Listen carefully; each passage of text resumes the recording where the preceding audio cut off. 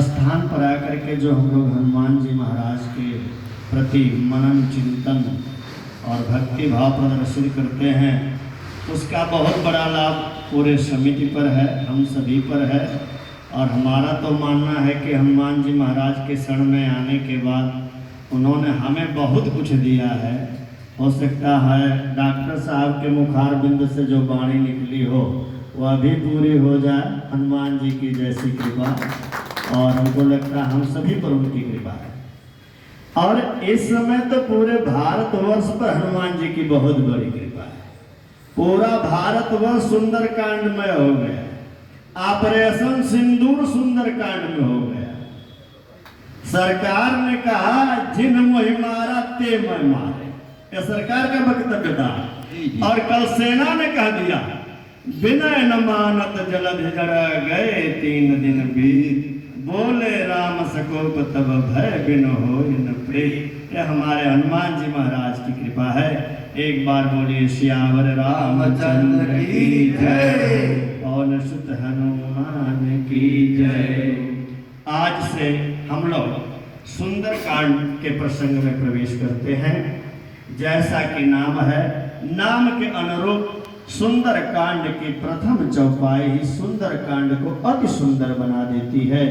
गोस्वामी तुलसीदास जी लिख रहे हैं, जामवंत के बचन सुहाए, सुने हनुमंत हृदय अति भाए, तब लगी तुम पर खेहु मोहि भाई, सही दुख कंद मूल फल खाए, जब लगी आवो सीत ही देखी, होई है काज मोहि हर्ष बिसेखी, यह कही नाई सबन कहु माथा, चलो हरसि धरि रघुनाथ, चलो हरसि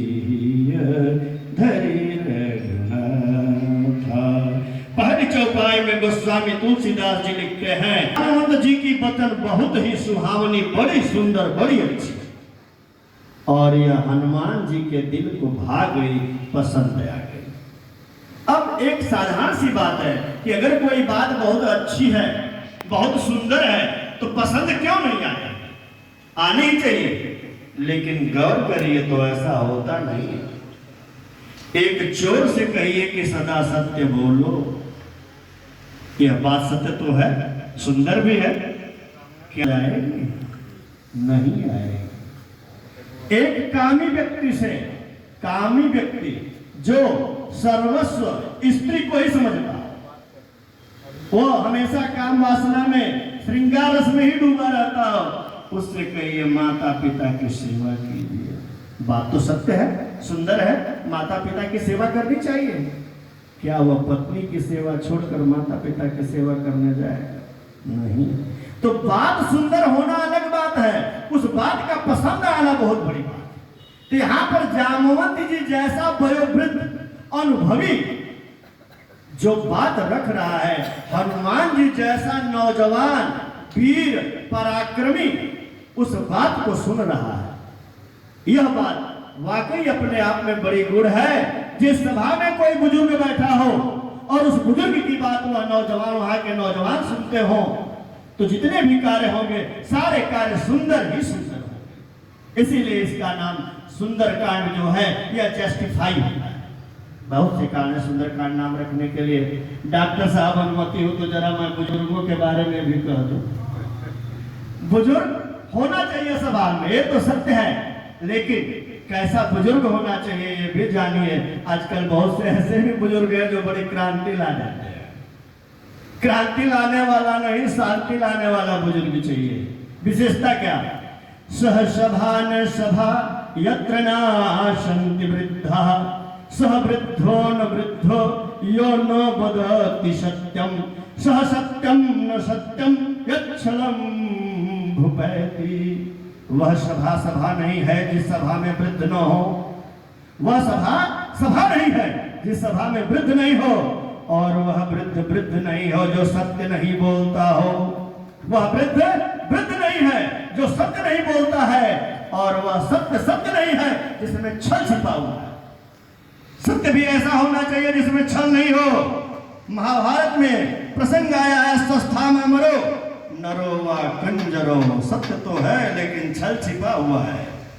तो बुजुर्ग कैसा होना चाहिए? जो सत्यनिष्ठ हो, सत्य बोलता हो, छल रहित हो। ऐसे ही बुजुर्ग को सभा में भी होना चाहिए, और ऐसे बुजुर्ग की सभी बात मानना भी चाहिए। बोलिए सियावर रामचंद्र की जय। प्रसंग को एक मिनट और आगे बढ़ाते हैं। ऐसा कहने के इस बात प्रसंग के बाद हनुमान जी महाराज को देखिए, अपनी चिंता नहीं है। मात्र हनुमान जी हैं ऐसे जो अपनी परवाह नहीं करते हैं, अपने साथियों की परवाह करते हैं, अपने भक्तों की परवाह करते हैं। जाना है 100 योजन हनुमान जी को दुश्मन के घर, दुश्मन के प्रांगण में, पता नहीं उनके साथ क्या होगा, लेकिन क्या कह रहे हैं? जब लग मोहि तब लग मोहि परखे हो तुम भाई, सह दुख गंध मूल फल खाई। जो न यहाँ समुद्र के किनारे बैठे उनका दुख नहीं देखा जा रहा। करे हे भाइयों, आप लोग दुख सही है, मैं तो जा रहा हूँ, जब तक नहीं आता हूँ दुख सही है, कंदमूल फल खा करके व्यतीत करिए।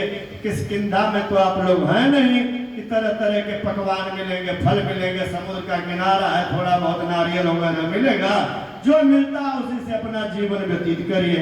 देखिए हनुमान जी यहाँ टूर के भी बारे में बड़ा अच्छा बता रहे हैं। आप ध्यान दीजिए, जिस व्यक्ति के पास कोई काम नहीं हो, दिन भर मीनू ही याद आता है। नाश्ता के टाइम हो गई, खाने की टाइम हो गई, आज ये मिलना, आज वो मिलना। अभी आपके घर पे एक बड़ा सा कोई प्रोग्राम हो, फंक्शन हो, सब भूल जाते हैं, खाना पीना सब भूल जाते हैं। तो हनुमान जी महाराज इतना बड़ा काम करने जा रहे हैं, हनुमान जी को मालूम है हम तो काम में व्यस्त हैं, लोग खा रहे हैं, इनको भूख लगेगी कि भैया भूख अपनी जरा आप लोग सही है, कष्ट सही है।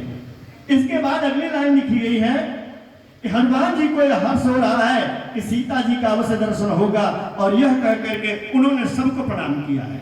सबको प्रणाम में इस चौपाई में बड़ा रहस्य है। सबको प्रणाम का अर्थ सिर्फ वहां पर उपस्थित भालू और बंदरों को ही नहीं किया है। आज कभी वाल्मीकि जी लिखते हैं कि श्री हनुमान जी महाराज अपने गुरुदेव सूर्य जी को नमस्कार करते हैं, प्रणाम करते हैं, अपने पिता देव पवन देव को प्रणाम करते हैं, उनके मित्र अग्निदेव को प्रणाम करते हैं, देवों के राजा सुरेंद्र अर्थात इंद्र को प्रणाम करते हैं। इसके बाद प्रस्थान करते हैं। एक बात और, सबको प्रणाम के लिए कहे हैं, लेकिन शंकर जी को प्रणाम कहीं नहीं लिखा गया है, ना विष्णु जी को प्रणाम लिखा गया है, ना ब्रह्मा को प्रणाम लिखा गया है। ऐसा क्यों? बड़ा अच्छा स्पष्ट होता है, क्योंकि एक हम लोग जब आरती पढ़ते हैं शिव जी की, तो उसमें एक लाइन आती है, ब्रह्मा विष्णु सदा शिव जानत अविवेका।